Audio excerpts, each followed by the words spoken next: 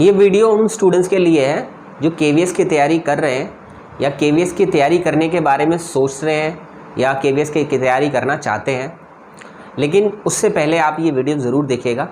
इस वीडियो में आपको जानने का मौका मिलेगा कि केवीएस क्या है, क्या उसकी एलिजिबिलिटी है, क्या उसका सिलेबस रहेगा, क्या उसका पैटर्न है और क्यों केवीएस की जॉब इंडिया की नंबर 1 टीचिंग जॉब में शामिल होती है, या केवीएस के नोटिफिकेशन से लेकर के जॉइनिंग तक का क्या प्रोसेस रहता है, कब किस टाइम आपको क्या करना होगा, क्या तैयारी करके रखनी होगी, उसके बारे में डिटेल में जानने का मौका मिलेगा।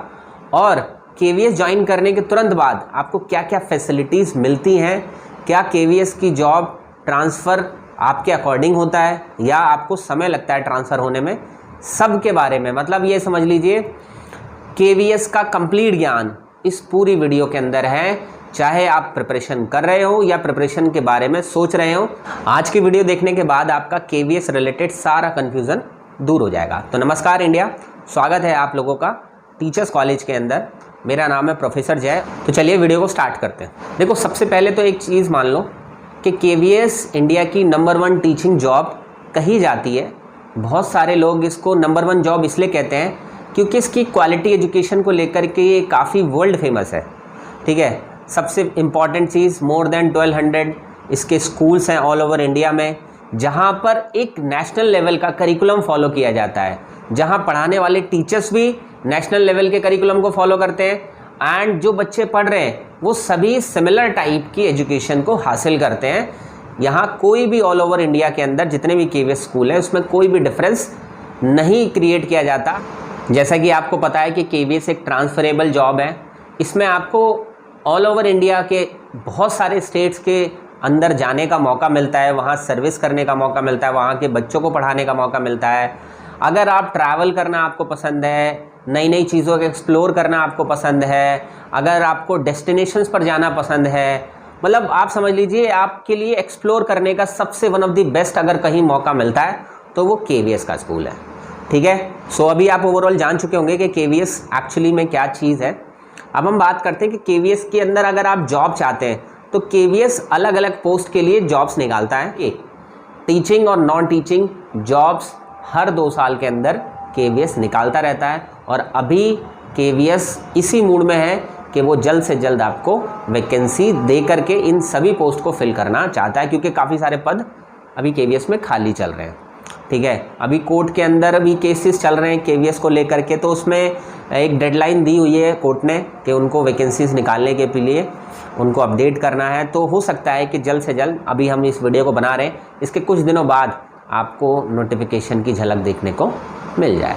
अब बात कर रहे थे एलिजिबिलिटी की। तो अगर आप पीआरटी कैंडिडेट हैं तो आपके पास डिप्लोमा होगा 2 साल का, चाहे वो जेबीटी के नाम से हो, चाहे वो बीटीसी के नाम से हो, चाहे वो आपका डीएलएड के नाम से हो, चाहे जेबीटी के नाम से हो, चाहे डाइट के नाम से हो, किसी भी नाम से हो, बस 2 ईयर्स होने चाहिए और वो एनसीटी अप्रूव्ड यूनिवर्सिटी से आपको वो डिप्लोमा अचीव किया होना चाहिए। एंड इसके अलावा आपने +2 सिंपली कंप्लीट की होनी चाहिए 50% मार्क्स के साथ। तो आप सीटेट अगर दे चुके हैं पेपर 1 के लिए, लेवल 1 के लिए, तो आप पूरी तरीके से प्राइमरी टीचर बनने के लिए एलिजिबल हैं। आपको आगे क्या क्या चीज़ें फॉलो करनी होंगी उसके बारे में मैं अभी आगे डिस्कस करूँगा। अगर आप टीजीटी हैं तो टीजीटी में आपको सब्जेक्ट कॉम्बिनेशन के साथ, जो कि डिटेल नोटिफिकेशन में आप लोगों को, या सब्जेक्ट की एलिजिबिलिटी डिटेल मैं आपको इस वीडियो के डिस्क्रिप्शन में दे दूँगा, तो वहाँ से आप अपनी एलिजिबिलिटी चेक कर सकते हैं। कंसर्न सब्जेक्ट के अंदर आपकी ग्रेजुएशन होनी चाहिए एंड इसके अलावा आपको 50% मार्क्स उसमें अचीव करना ज़रूरी है। साथ ही साथ लेवल 2 का आपका सीटेट का एग्ज़ाम भी क्वालिफाई हो चुका होना चाहिए। ठीक है, और आपने बीएड कंप्लीट की हो। ठीक है, यानी आपने डिग्री कंप्लीट की हो एजुकेशन के अंदर। ठीक है, तब जा कर के आप एलिजिबल हो जाते हैं टीजीटी की किसी भी पोस्ट के लिए। और साथ ही साथ अगर आप पीजीटी के लिए प्रिपेयर करना चाहते हैं तो पीजीटी में कंसर्न सब्जेक्ट में आपका मास्टर्स होना चाहिए। साथ ही साथ आपकी एजुकेशन की डिग्री होनी चाहिए। ठीक है, सीटेट इसमें कोई रिक्वायरमेंट होती नहीं है। ठीक है, इसके अलावा काफ़ी बच्चे पूछते हैं कि क्या कंप्यूटर चाहिए, क्या टीचिंग एक्सपीरियंस चाहिए। तो देखो, टीचिंग एक्सपीरियंस और कंप्यूटर कंपलसरी नहीं होते। ठीक है, बाकी अगर आप इनको लगाते हो तो आपको इंटरव्यू में काफ़ी हेल्प मिल जाती है। मतलब इंटरव्यू में जो इंटरव्यूअर होते हैं उनको ये पता चल जाता है कि काफ़ी अच्छा टीचर है ये, जिसके पास टीचिंग एक्सपीरियंस भी है और कंप्यूटर की नॉलेज भी है। ठीक है। तो कंप्यूटर की नॉलेज ना होना और टीचिंग एक्सपीरियंस ना होना तो आपको एक फ्रेशर की कैटेगरी में लाता है, वो कंपलसरी नहीं है, ठीक है। हाँ, ये है कि प्रेफरेंस दी जा सकती है अगर वो आप इंटरव्यू में लगाते हो तो। अब KVS की जितनी भी पोस्ट निकलती हैं उसमें सिलेबस के बारे में डिस्कस कर लेते हैं कि अगर आपका एग्ज़ाम होता है रिटन एग्ज़ाम तो उसमें सिलेबस क्या रहता है। तो देखो, सिलेबस को 3 पार्ट्स में डिवाइड किया गया है। सबसे पहला जनरल पार्ट में डिवाइड किया गया है। General part in the sense जिसमें आपसे दोनों लैंग्वेज पूछी जाएंगी, हिंदी एंड इंग्लिश। इसके अलावा आपसे रीजनिंग पूछी जाएगी, इसके अलावा आपसे कंप्यूटर्स पूछा जाएगा, इसके अलावा आपसे जनरल नॉलेज या करंट अफेयर से रिलेटेड क्वेश्चन पूछे जाएंगे। यानी एक ऐसी जनरल नॉलेज, मतलब एक जनरल सब्जेक्ट्स जो एक्चुअली में आपको पता होना चाहिए एक टीचर होने के नाते, ठीक है। चाहे आप PRT कैंडिडेट हों, चाहे TGT हों, चाहे PGT कैंडिडेट हों, चाहे वो नॉन टीचिंग के कैंडिडेट क्यों ना हो, तो ये जनरल पार्ट सभी में कॉमन रहेगा आपका, ठीक है। सब्जेक्ट्स मैंने आपको बताई दिए। इसके अलावा सेकंड पार्ट जो आता है वो टीचिंग, एजुकेशन एंड लीडरशिप का आता है, मतलब टीचिंग एप्टीट्यूड से रिलेटेड आता है। PRT कैंडिडेट है तो 60 मार्क्स के लिए आपको ये देखने को मिलता है, ठीक है। और अगर आप TGT PGT कैंडिडेट हैं तो 40 मार्क्स के लिए ये देखने को मिलता है, ठीक है। इसमें ऑलमोस्ट सारा टीचिंग एप्टीट्यूड कवर हो जाता है। अगर आप इसका डिटेल सिलेबस देखना चाहते हैं जनरल पार्ट का या टीचिंग वाले पार्ट का, तो मैंने डिस्क्रिप्शन के अंदर वो पूरा सिलेबस डाल दिया है। आप उस डिटेल नोटिफिकेशन के अंदर पूरा सिलेबस पढ़ सकते हैं, 1 बाय 1 टॉपिक पढ़ सकते हैं और उसके अकॉर्डिंग अपनी प्रिपरेशन स्टार्ट कर सकते हैं। इसके बाद आते हैं मेन सब्जेक्ट की। मेन सब्जेक्ट सभी एग्ज़ाम्स के लिए डिफरेंट होता है। जैसे फॉर एग्जांपल अगर आप PRT कैंडिडेट हैं और PRT के लिए रिटन एग्ज़ाम देना चाहते हैं तो उस रिटन एग्ज़ाम में आपके जो मेन सब्जेक्ट होगा वो जो सब्जेक्ट आप पढ़ाना चाहते हैं स्कूल लेवल पर, ठीक है, उन सब्जेक्ट्स में से आता है। चाहे वो EVS हो, चाहे वो लैंग्वेज हो, चाहे वो मैथमेटिक्स हो, इनसे रिलेटेड होता है। अगर आप TGT PGT हैं तो स्पेसिफिकली आप जिस सब्जेक्ट के TGT बनना चाहते हैं या PGT बनना चाहते हैं उस सब्जेक्ट रिलेटेड आपसे क्वेश्चन पूछे जाते हैं और वो जनरली NCERT की बुक्स पर बेस्ड होती हैं वो, ठीक है। अब इसमें पढ़ना क्या होता है सिलेबस, उसके लिए भी मैंने ऑलरेडी डिटेल सिलेबस आपके इस वीडियो के डिस्क्रिप्शन में डाल दिया है, वहाँ से आप डिटेल में देख सकते हैं और अपनी तैयारी शुरू कर सकते हैं। अब बात कर लेते हैं KVS के पैटर्न की कि भाई कितने मार्क्स का एग्ज़ाम आता है, क्या नेगेटिव मार्किंग होती है या नहीं होती है। तो देखो, नेगेटिव मार्किंग तो कोई नहीं होती, KVS के एग्ज़ाम में आज तक नहीं हुई। ऑब्जेक्टिव टाइप क्वेश्चंस आते हैं, यानी मल्टीपल चॉइस क्वेश्चंस होते हैं उसके अंदर, ठीक है। काफ़ी बच्चे बोल रहे हैं कि भाई क्या सर रिटन एग्ज़ाम जो होगा वो सब्जेक्टिव होने लग जाएगा क्या। अभी कोई भी सब्जेक्टिव अनाउंसमेंट नहीं है और ना ही ऐसी अनाउंसमेंट होने की उम्मीद है, क्योंकि KVS ने बिल्कुल क्लियर कट बोला हुआ है कि ऐसा कुछ नहीं होने वाला, ठीक है। अगर इन केस होता है तो अभी हाल फिलहाल नहीं है, वो आगे चल करके मेरे हिसाब से तो आगे भी नहीं होगा, क्योंकि हम सब्जेक्टिव से तो ऑब्जेक्टिव पे आए थे।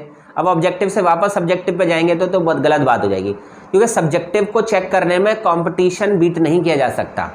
एक सिंपल लॉजिक मैं आपको बताऊं कि अगर जितना कंपटीशन बढ़ता जा रहा है, आपको सबको पता है, तो कंपटीशन बढ़ने पर ऑब्जेक्टिव टाइप क्वेश्चन में तो जो आंसर है वो तो आंसर रहेगा ही रहेगा, लेकिन सब्जेक्टिव अगर वो हो जाता है तो फिर सबको नंबर मिला करेंगे। मतलब 6 नंबर का अगर क्वेश्चन है, मान लीजिए एग्जाम्पल के तौर पर, तो कोई किसी को 3 नंबर भी मिल सकते हैं, किसी को 2 नंबर भी मिल सकते हैं, किसी को 1 नंबर भी, मतलब 0 नहीं मिलेंगे, मतलब कुछ ना कुछ तो लिख के ही आएगा ना वो। तो ये रहता है, इसलिए कंपटीशन जहाँ ज़्यादा होता है वहाँ सब्जेक्टिव की नींद नहीं ली जाती। चलो अब फाइनली बात करते हैं कि KVS के नोटिफिकेशन से लेकर, यानी जॉब के लिए जैसे ही रिक्रूटमेंट का नोटिफिकेशन आता है उस दिन से लेकर के जब तक आप ज्वाइन नहीं कर लेते, मतलब स्कूल में जब आपका पहला दिन होता है ज्वाइनिंग का, तब तक क्या प्रोसेस रहता है उसके बारे में डिस्कस करते हैं।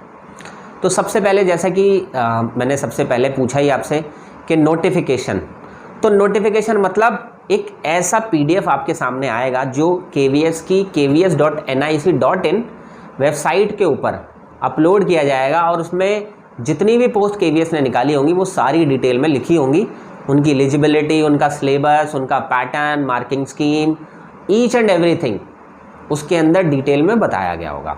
और ऑनलाइन फॉर्म कब से स्टार्ट हैं, कब तक चलेंगे, मतलब एक तरीके से जैसे प्रॉस्पेक्टस होता है ना जब एडमिशन लेते हैं हम किसी कॉलेज या स्कूल के अंदर, सेम वैसा ही आपको एक डिटेल नोटिफिकेशन देखने को मिलता है, ठीक है। एक तरीके से सूचना है, एक तरीके से एडवर्टीजमेंट है वो, ठीक है।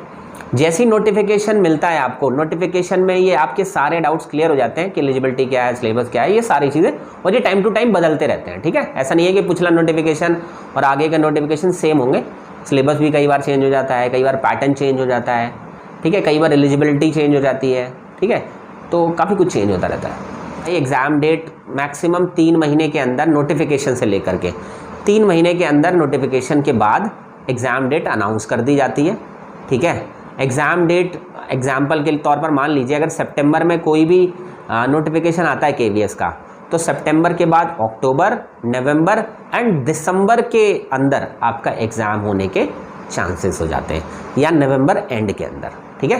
तो ये पॉसिबिलिटी रहती है। अब जैसे ही रिटर्न एग्ज़ाम आपका हो जाता है, रिटर्न एग्ज़ाम के 1 महीने बाद या मैक्सिमम अगर हम कहें 1.25 महीने के बाद आपकी आंसर की आ जाती है और उसके 10-15 दिन के अंदर आपका रिज़ल्ट आ जाता है, ठीक है। अब जैसे ही आपका रिज़ल्ट आएगा, उस रिज़ल्ट के साथ साथ आपको इंटरव्यू की डेट्स दे दी जाएंगी, ठीक है। इंटरव्यू की डेट्स आपकी 20-25 दिन बाद की होती हैं, ठीक है। मतलब जिस दिन भी आपका फाइनल रिटर्न एग्ज़ाम का रिज़ल्ट आएगा उसके 1 महीने बाद या कई जगह पर 15 दिन भी दिए गए हैं, तो 15 दिन, 20-25 दिन या महीना भर मैक्सिमम आपको इंटरव्यू के लिए दे दिया जाएगा, ठीक है। यानी आंसर की आने के बाद आपको, मुझे लगता है कि इंटरव्यू के लिए स्टार्ट कर देना चाहिए प्रिपरेशन, ठीक है, क्योंकि आपको एक आइडिया रफ लग जाता है, ठीक है। बस कट ऑफ पता चलती है, कट ऑफ के बाद फिर फाइनली हमारा इंटरव्यू का शेड्यूल आ जाता है।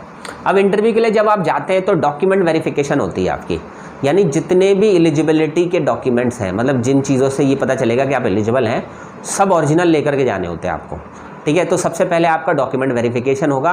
डॉक्यूमेंट वेरिफिकेशन के बाद आप एक बायोडाटा फॉर्म लेकर के जाते हो, ठीक है, वो पहले ही फॉर्म भरने के लिए दे दिया जाता है। तो बायोडाटा फॉर्म ले जा करके वो इंटरव्यूअर के पास होता है, मतलब जितने भी आपके पैनल पे बैठे होंगे इंटरव्यूअर, सबके पास आपका बायोडाटा होगा। अब उस बायोडाटा से ही वो क्वेश्चंस निकालेंगे या आप जो आंसर दे रहे हैं उनसे क्रॉस क्वेश्चन निकालेंगे और फिर फाइनली आपको उस इंटरव्यू का रिजल्ट दे देंगे वो, ठीक है। रिजल्ट वहाँ इंस्टेंट नहीं मिलेगा आपको, रिजल्ट एक तरीके से फाइनल रिजल्ट की मेरिट आएगी, जिसमें रिटन एग्ज़ाम और इंटरव्यू दोनों का फाइनल लिस्ट होगी, जिसमें आपका सिलेक्शन हो चुका होगा।